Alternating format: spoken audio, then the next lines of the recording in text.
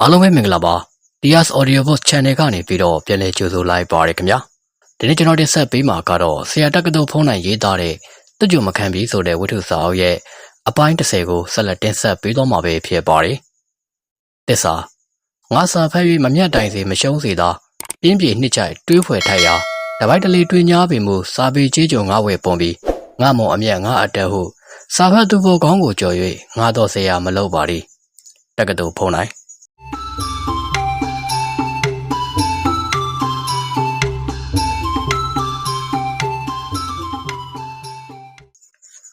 အခန်း30မိတ်ဆွေလေးဦးတို့ဤသို့ဖြစ်ပြနေချိန်မှာပဲပေါလာကသင်္ကန်းကြီးဖျို့ဖျားနဲ့အမရပူရမြို့ပြင်ဘက်ကိုမြင်းကိုတုံးဆိုင်နေလျက်ရှိပါတယ်။ကံအားလျော်စွာရားတဲ့တစ်ခုရဲ့နောက်မှာလှမ်းထားတဲ့အဝေးစားတစ်စုံကိုတွေ့ရတာကြောင့်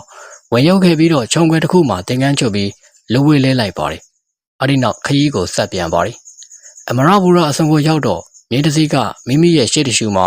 အပြင်းဆိုင်နေလာတာကိုတွေ့လိုက်ရပါတယ်။ပထမတော့ပေါလာကရှောင်လဲသွားမယ်လို့ကြံလိုက်ပါသေးတယ်။ဒါပေမဲ့တအူးချင်းဖြစ်နေတာကိုသတိရတာကြောင့်မမှုဘဲနဲ့ရှေ့ဆက်တိုးလာခဲ့ပါတယ်။အနီးကိုရောက်တော့ပေါက်လာကအံ့အားသင့်သွားပြီးတော့နှုတ်ကလည်းလှမ်းခေါ်လိုက်မိပါတယ်။ဟေးကိုရင်ဒုံးဘယ်လဲဗျ။ရှေ့မှာလာနေသူကပေါက်လာနဲ့တတက်တဲနေတဲ့တက်ကြက်ကြီးဒုံးဦးဖြစ်ပါတယ်။အလိုပေါက်လာဘယ်နဲ့ပြန်လှည့်လာလဲ။အရေးရှိလို့ပေါ့တက်ကိုသွားမလို့ကိုရင်ကောဘယ်လဲဗျ။ဒုံးကပေါက်လာကိုကြည့်ပြီးတော့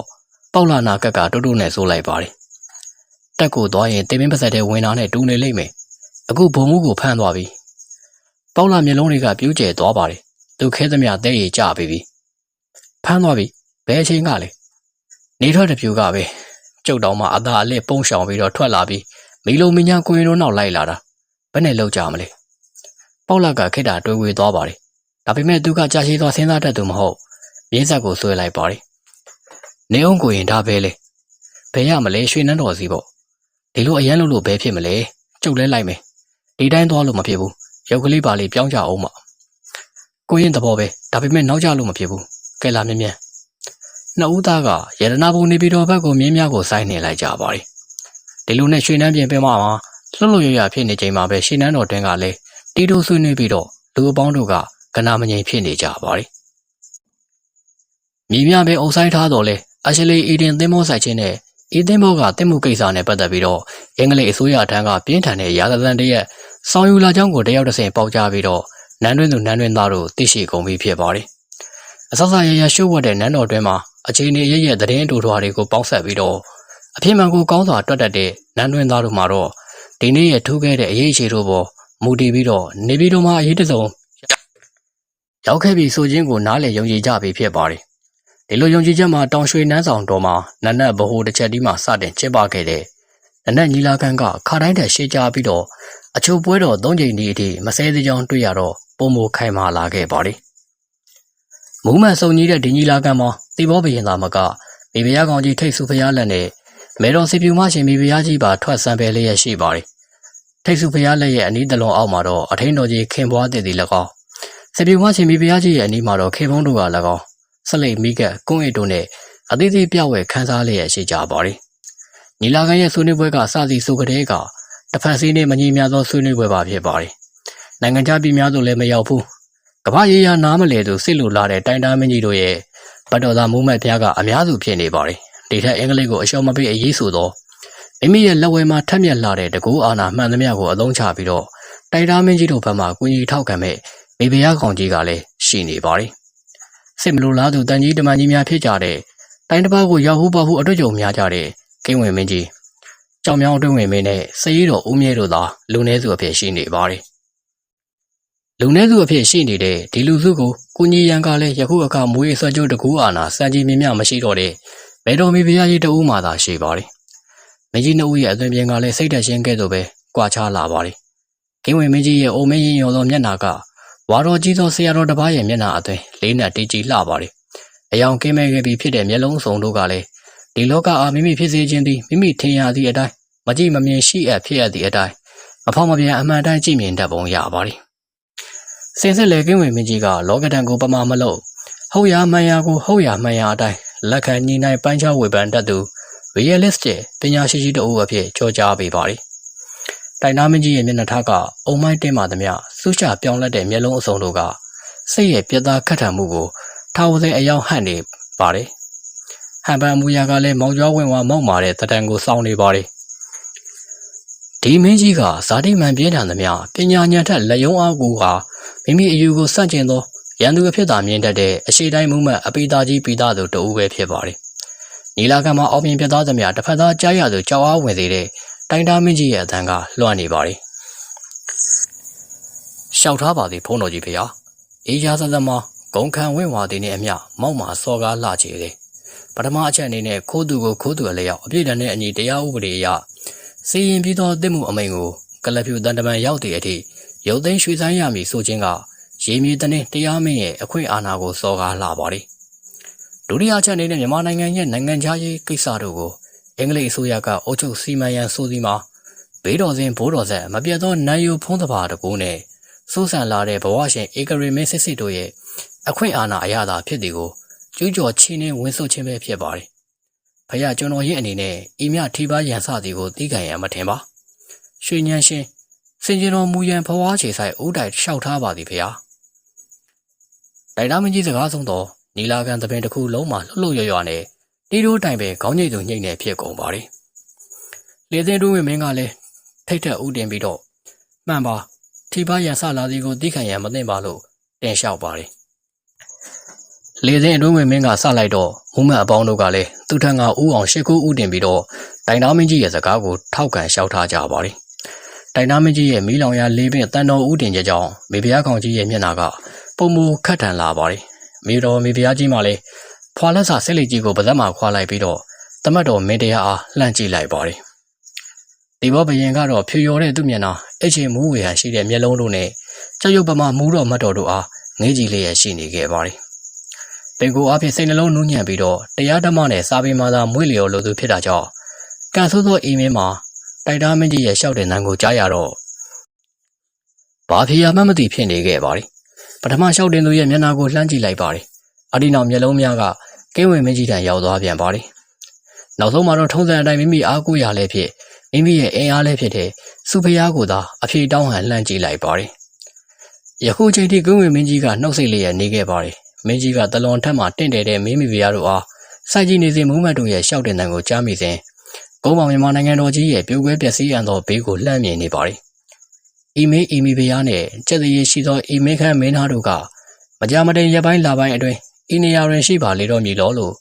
တန်တရားဖြစ်မိပါတယ်။မင်းကြီးကနောက်ပါမှခါစားရင်းနဲ့မိမိကိုအာကိုတကြီးလှမ်းကြည့်လိုက်တဲ့ကြောင်မြောင်းအတွင်းဝင်မင်းကိုတစ်ချက်လဲပြန်ရှုမိပါတယ်။စေပြူမရှင်မေဖုရားကြီးအနီးမှာခါစားနေသူခင်ဖုံးကအေးရအားလုံးကိုမြင်ပါတယ်။ရင်နှလုံးမှာတုန်လှုပ်နေက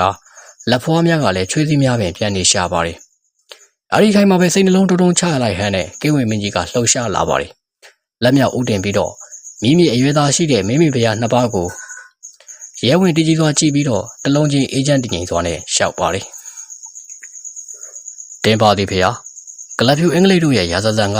ဂုံခံမောက်မာ၍စော်ကားသည်မှာအမှန်ပင်ဖြစ်ပါတယ်။သို့အမှန်ဖြစ်သည်ကတကိစ္စပခန်းချင်း၍ဒေါသလျောက်ညှဲဆန်သည်မဆန်သည်မှာတကိစ္စဖြစ်ပါတယ်။ဆက်လိုက်မှပါတုံ့ပြန်ညှဲဆန်သောနှစ်ပြည်တော်ဆက်ဆံရေးပုံမတင်းပါလာပြီးတော့စစ်ဖြစ်ပွားမည်ကိုဖျားကျွန်တော်အလွန်စိုးရိမ်ပါတယ်။ဒီနေရာမှာတိုင်သားမင်းကြီးကဝင်ဖြတ်ပြီးပြောလိုက်ပါတယ်။စစ်ဖြစ်ပွားတော့ကိုစိုးရိမ်စရာလောမင်းကြီးရဲ့ယောက်ျားပြီးတင်ဆန်းပါလေ။ဒီလာကန်သပင်ကလှုပ်လှုပ်ရွရွဖြစ်သွားပြန်ပါတယ်။ကင်းဝင်မင်းကြီးကတော့တိုင်သားအားအမှုထားမဖြစ်တင်းငိမ်သောအတန်နဲ့သာဆက်လျှောက်တင်ပါတယ်။စစ်တိုက်သည်ဆိုသည်မှာ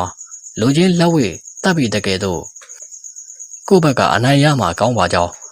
တက္ကရာ1242ခုနှစ်အတွင်းကစပြီးတော့မိုးနေစောပွားနဲ့အပေါင်းပွားစောပွားတို့ရိုင်းပြခြားနာသောကြောင့်ယခုတိုင်စစ်သည်ရဲမှန်ခြိတက်စေ၍နှိပ်ကိုနေရသည့်အရေးနိုင်ငံတော်အနောက်မျက်နှာတွင်တပြလူစိုးတို့မငြိမ်မသက်ထကြွခြင်းကြောင့်နှိပ်ကိုရသည့်အရေးအညာမြစ်စင်မှာကချင်များနှင့်ဗိုလ်ပြုသူငခါထကြွသဖြင့်နှိပ်ကိုရသည့်အရေးဗမော်မြို့တွင်တရုတ်ငဆက်ကျင်ဝင်ရောက်စီးနှင်း၍မင်းမှုသောကြောင့်နှိပ်ကိုရသည့်အရေးများရှိခဲ့သည်ဖြစ်၍မြန်မာနိုင်ငံတော်မှာလူမမာကဲ့သို့အင်အားနှဲပါနေကြရာယခုအခါစစ်တိုက်မည်ဆိုသောကျင်းငွေလည်းမပြည့်စုံသေးလက်နက်ကရိယာကလည်းမပြည့်စုံသေးဖြစ်တာကြောင့်ဒီတစ်ချိန်တော့တီးခံတော်မူပြီးလျင်သူတို့အလိုရှိရာခွင့်ပြုတော်မူပြီးကာလနောင်ကိုကျင်းငွေလက်နက်လူသူအင်အားနဲ့ပြည့်စုံသောအခါမှစစ်မှတ်ချီတဲ့ တိုက်ခိုက်သင့်ပါကြောင်းကင်းဝင်မင်းကြီးစကားဆုံးတော့တစ်ဖက်မှမကြားတကြား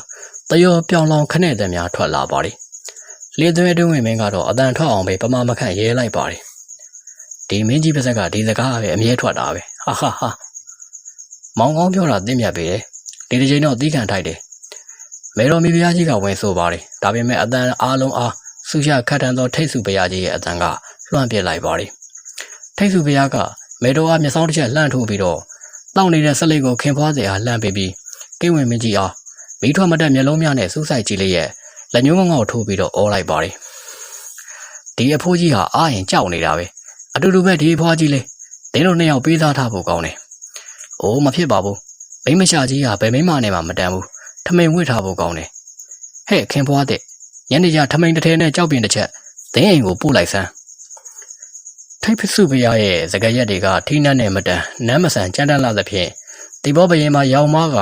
မိမိနားအားမိမိလက်ဝါးနဲ့အုပ်ထားမိပါတယ်။နောက်မှတရိယာကမိဖရားရဲ့လက်ကိုဆွဲကင်လှုပ်ရမ်းပြီးတော့အိုးမိမိဘဲနာတွေတော်စမ်းပါမောင်ဖရားပြောပါမယ်တိုင်နာမင်းကြီးကပင်ထိတ်လန့်တုံးလို့ရှက်စိတ်ဝင်ကဦးကောင်းငုံထားမိပါတယ်မေတော်မီဘုရားကြီးကရှက်လုံးလာသဖြင့်နေရာမှရုတ်တရက်ထားကခင်ဘုံအားခေါ်၍ညီလာခံမှထွက်သွားပါတယ်ကိဝင်မင်းကြီးကသာမျက်နှာများနေရဲသွားယုံကလွဲပြီးတော့မတုံမလှုပ်ရှိနေပါတယ်ညီလာခံတစ်ခုလုံးကမီးရီနဲ့တသိပပငိမ့်ချသွားပါတယ်သူဖရားလက်ကအမြင့်မှနေပြီးတော့မူမတ်တွေကိုဒေါသမပြေသေးသည်ဟန်နဲ့ခထန်စွာစိုက်ကြည့်ပြီးကဲပြောစမ်းဘသူကြောင်စကားပြောအောင်မလဲဟင်းဆုလက်ကြောင်တီးသွားမယ်ဘေဘီယာထိုင်သွားတော့ကင်းဝင်မင်းကရဲရင်တကြီးစွာမျက်နှာအားမော့လိုက်ပါတယ်ကြောင်ရုံချင်းကင်းတဲ့ဤပညာရှိကြီးရဲ့မျက်နှာကဝမ်းနည်းမှုနဲ့ပခန်းခြင်းမှုတို့ရောစွတ်ပေါ်လျက်ရှိနေပါတယ်ဒါပေမဲ့ရှောက်တင်တန်းကတုံလုံးမှုမရှိပကတိတင်းငိမ့်လာပါတယ်အရှင်နှစ်ပါးတို့ထားရင်လည်းရှင်းရမယ်တိုက်ရင်လည်းသေးရမယ်တို့ပေမဲ့နတ်ရွာဆန်းမင်းတရားကြီးဖျားလက်ထက်မှစပြီးတော့ယခုရွှေနှန်းရှင်လက်ထက်အထိခါစားခဲ့တဲ့ကျေးဇူးသစ္စာတော်တို့ကိုထောက်ပြီးတော့ရှောက်တင်ပါတယ်။အိုးမင်းမြတ်ကျွန်တော်မျိုးထက်၍တင်ပါတယ်။အာရင်ရှိနေ၍လူမမာတပွဲရှိနေတဲ့ဤနိုင်ငံကစစ်မက်ကိုနိုင်အောင်ပင်နည်းနဲ့များမတိုက်နိုင်။ကျွန်တော်မျိုးအားကြောက်ရွံ့သူထမိန်နဲ့သာတန်သေးဟုဆိုပါလေ။ဆိုယုံမကအမျက်တော်ထားတော်မူ၍ဆွဲသောဓာတ်နဲ့အသက်ကိုစီရင်တော်မူမိမိရဲ့အဆက်မိမိရဲ့အသက်အတွက်နိုင်ငံနဲ့အရှင်သခင်ပေါ်ကြားရောက်မည်ဘေးကိုမြင်လျက်အမြင်ကြုံပြုသည်မှာကျေးဇူးသစ္စာတော်ကိုအကယ်စစ်စစ်စောင့်တည်သူတို့ပြုအပ်ရမဟုတ်။နောင်ရသဝင်ကျောင်း၌မောင်ကောင်းရှိလျက်နိုင်ငံရည်တဲ့နေရလေးဟုပညာရှိ၏ကဲ့ရဲ့မိကိုကျွန်တော်မခံလို့ပါ။ဤသို့ခံရမည်ထက်အိနေရတွင်အသက်ဆုံးရမည်ကပိုမြတ်ပါ၏။ရင့်ကျက်သောအိနေရလေးနဲ့တည်ကြည်သောဤအတန်ဝဲထူကြသောတကိုးသက်တွေကဝင်နေပါတယ်။ဒါကြောင့်စောစောကလည်းခတ်ထန်ခဲ့တဲ့စုဖျားလက်ပင်ဧဝံအိုကြီးအားမမြင်တားမိ။အိုးမင်းမြတ်ရှေးပညာရှိတို့ဆိုခဲ့ပါ၏ကျွန်တော်မျိုးလည်းမကြာခဏတင်ခဲ့ပါ၏ပြည့်မြတ်လုံးကိုမဖောက်ရပြည့်လက်ယုံအားမဖြတ်ရပြေဝမ်းပိုက်အားမပေါက်စေရယခုပြည့်မြတ်လုံးအများတို့အဖောက်ခံရပြီးလေပြီပြည့်လက်ယုံအများတို့ကျိုးပြက်ပြီးလေပြီပြေဝမ်းပိုက်တို့လည်းအစမ်းမရှိအခွန်နဲ့သာတီးခဲ့လေပြီဤအချင်းနဲ့တိုင်းကြားရန်ဆွဲအားအဘယ်ပုံချိုးနေချိတ်မိနီအင်္ဂလိပ်မင်း၏အေပါယာနိုင်ငံဝဲလူဦးရေက48ကလေး6တန်းကျော်ရှိပါ၏အင်္ဂလိပ်မင်းပိုင်နိုင်ငံတော်အတွင်းတနည်းအတွက်ကောက်ခံရအရရဲ့အခွန်တော်ငွေ73တင်ကားပြားရေ1199ကတိကျော်ရှိပါ၏ဤဒီကိုလူဦးရေ684,000ကျော်အရရဲ့အကောက်ခံရအခွန်တော်ငွေ73တင်ကားပြားရေ959,000ကျော်သာရှိသောမြန်မာနိုင်ငံကစစ်မှတ်ဖတ်ပြိုင်သည့်ဆိုရမှာတတိရှိရာမမီပေ။အိုးမင်းမြတ်နောက်ဆုံးတောင်းပန်တင်လျှောက်ပါ၏ဒီတစ်ချိန်သီးခံတော်မူ၍ရာဇပရိယေ3ကပြည့်ရန်လုံးကိုဖယ်ရှားတော်မူပါစကားဆုံးဒီနေ့တပြိုင်နက်ကင်းဝင်မင်းကြီးကကြောက်ရွံ့ပမာနဲ့မလုံမရှားထိုင်နေတော့ပါတယ်ညီလာခံတပင်ကပို့ပြီးတော့ပဲတိတ်ဆိတ်ငြိမ်သက်သွားပါတယ်ဒီဘောမင်းတရားကကြောက်ရွံ့ခြင်းကင်းတဲ့ဤဝင်အိုကြီးရဲ့မျက်နှာအားတစ်ချက်စိုက်ကြည့်မိပါတယ်ပထမဆုံးအချိန်ဖြစ်ဤဝင်အိုကြီးရဲ့စကားများအားမနာယူမိသည်ကိုနောင်တရတဲ့အောင်ဖြစ်မိပါတယ်မင်းတရားကတပ်ပြင်းရှိုက်လိုက်တယ်ဖြူရဲတဲ့မျက်နှာမှာအလောင်းမင်းတရားရဲ့သွေးကဝင်းထိန်လာပါတယ်ပထမဆုံးနဲ့နောက်ဆုံးအချိန်ဖြစ်မိဖုရားရဲ့သွေးဆောင်ချက်ကင်းတဲ့စီရင်ချက်ကိုပြုပါတယ်ပထမဦးဆုံးနဲ့နောက်ဆုံးသောမှန်ကန်တဲ့စီရင်ချက်ပင်ဖြစ်ပါတယ်မူးတော်မတ်တို့အပေါင်းတို့ကင်းဝင်တတ်တော်ရှိဘိုးဘိုးရဲ့ရှောက်တင်ချက်ကသိမြတ်လာတယ်လို့ငါကိုယ်တော်မြတ်ယုံကြည်တော်မူတယ်အေးရေးကိစ္စကကြီးလေးသည်ဖြစ်တာကြောင့် တနန်ဆင်ကျင်မှတော်မယ်ညညီလာခံမှာတိုင်ပင်ဆွေးနွေးပြီးတော့အမိန့်တော်မြတ်ချမယ်ဤညီလာခံဆဲစီမောင်မင်းများဒီဘောကိုတော်ကအမိန့်ချပြီးသားနဲ့တပြိုင်နက်မိဖုရားကိုပင်မဆောင်တော့ပဲအပန်းဖြေရနန်းတပြူတန်နန်းတောင်သို့တကူတဲ့ကြွချီတော်မူခဲ့ပါလေတိုင်သားမင်းကြီးနဲ့တကွဘတ်တော်သားမူမတ်အပေါင်းတို့ကလည်းအရှူရှူနဲ့ညီလာခံခမ်းမှာထွက်သွားကုန်ပါလ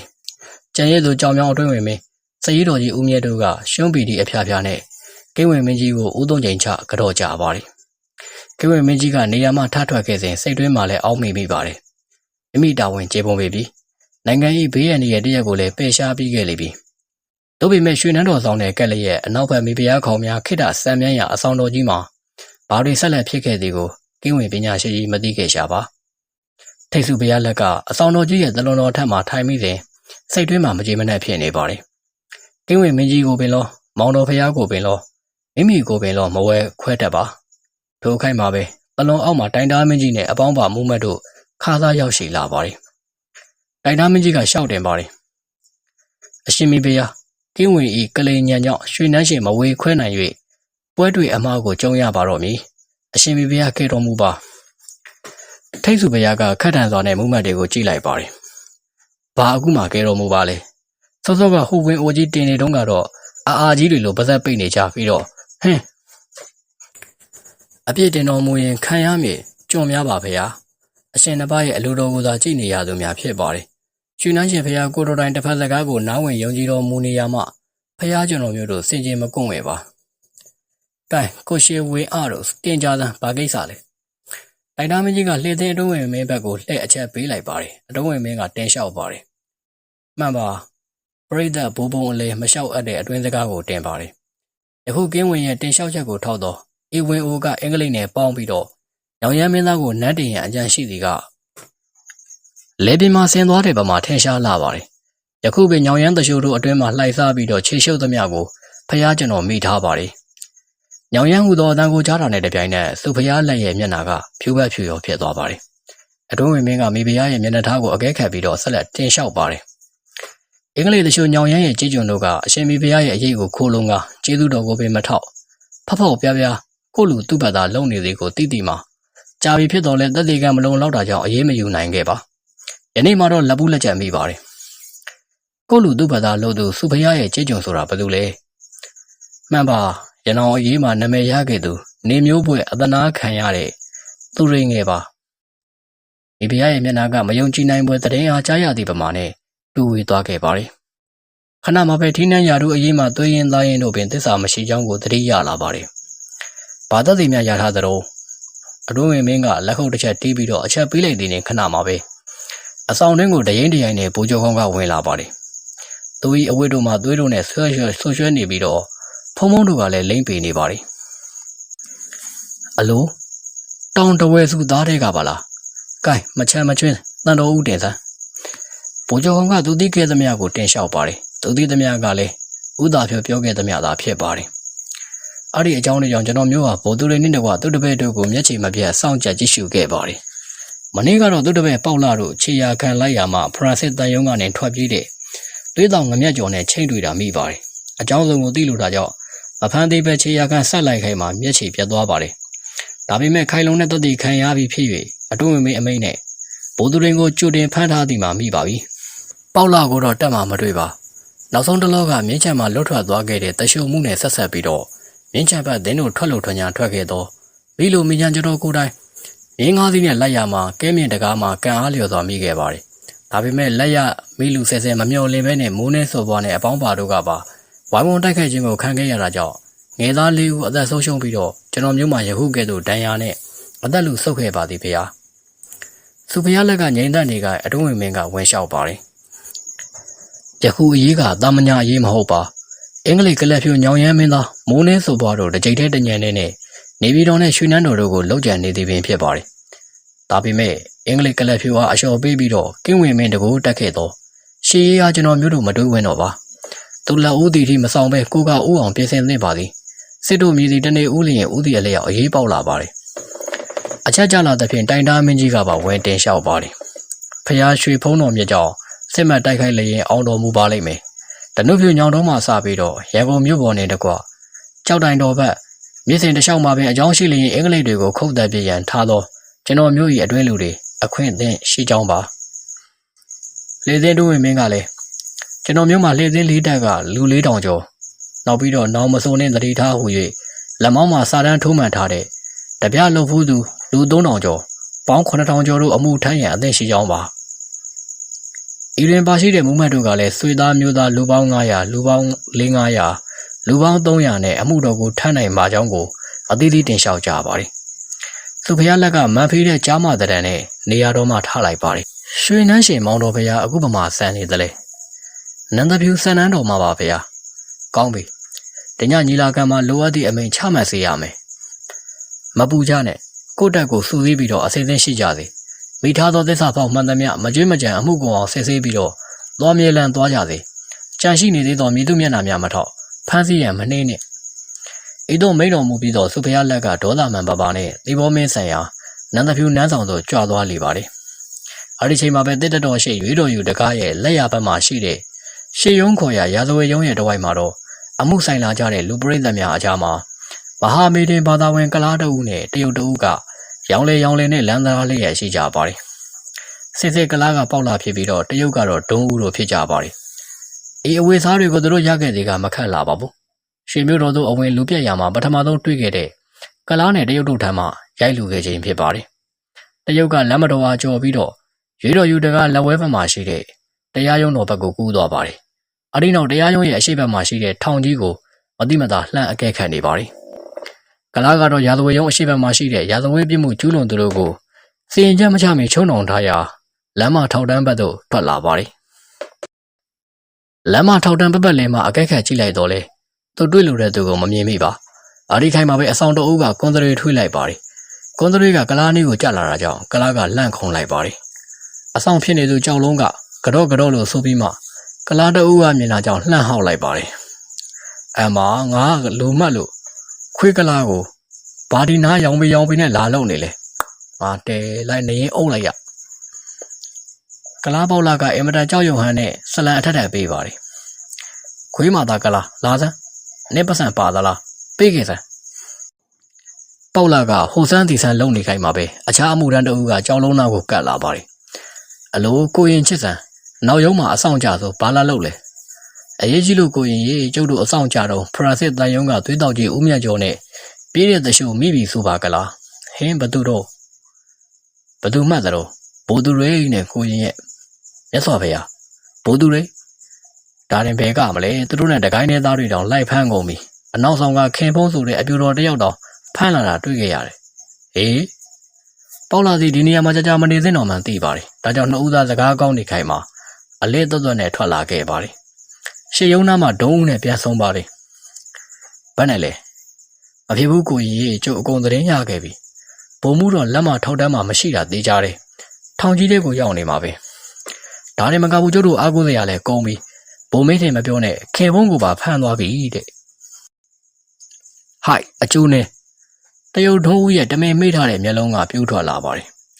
ဒီတဲ့နေရတာဇက်ရလာပြီလက်ကြအောင်ဆိုကိုကြီးအပြင်ရောက်မှာပဲတမျိုးတမီကြမ်းကြတာပေါ့တရုတ်နဲ့ကလားကရောင်ပေးနဲ့ပဲမျိုးရိုးတကားစီကိုမတိမတာထွက်ခဲ့ကြပါတယ်ဒီနေရာမှာပဲဆရာတက်ကလို့ဖုန်းနိုင်ရေးသားတဲ့သူ့ကြုံမခံပြီးဝိထုရဲ့အခန်း30ကိုရန်နာခြင်းပါတယ်နောက်လာမယ့်အပိုင်းတွေကိုလည်းဆက်လက်တင်ဆက်ပေးသွားမှာဖြစ်တဲ့ကြောင့်ကျွန်တော်ရဲ့သီဟ Audio Sport Channel လေးကိုလည်း Like and Subscribe လေးလုပ်ပေးထားဖို့မမေ့ပါနဲ့အဆုံးထိကြည့်ပေးကြတဲ့အတွက်အားလုံးကိုကျေးဇူးတူပဲတင်ရှိပါတယ်ခင်ဗျာ